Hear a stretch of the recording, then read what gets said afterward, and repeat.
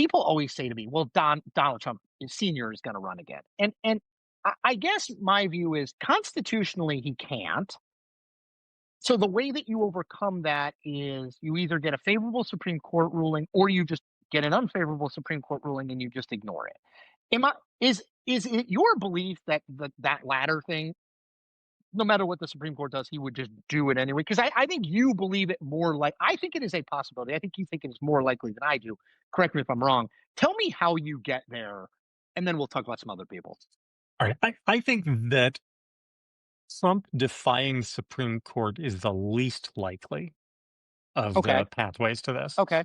I think the most likely pathway is he says he's going to do it.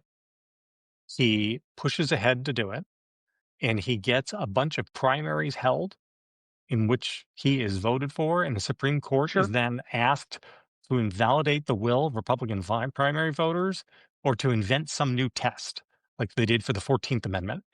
And that five people in the Supreme Court view the lesser evil as let the voters have their say. We'll just say it's two consecutive terms. That's what it is. Which by the way, the court does not like to and has not for a long time meddle in politics, get in the way. I mean, they do that all the time. Exactly. So I'm putting I have it it's the campaign and then the court challenge as opposed to the Yes. court challenge that begets Yes. the campaign. That's interesting. Yes. Okay. I think Okay. I think if you are him, you have to create facts on the ground. And the other thing you'll do is you have to understand is by the time we get to that point, Republicans and the Republican Party will all be saying, "Oh, we want Trump." It won't be like there are 15 great Republicans out there saying, "No, he's got to step aside because I'm running for president." If he has said, "I'm running for president," then everybody else in the Republican Party will have said, "Yes, sir." Mhm. And so, like, what does that look like? Because Tears it's in not their like eyes. Big yeah, guys. tears in there. And so, what does that look like when the Republican Party is saying, "We want this guy. We don't even have any other candidates. How can the Supreme Court deny us this?" And I can.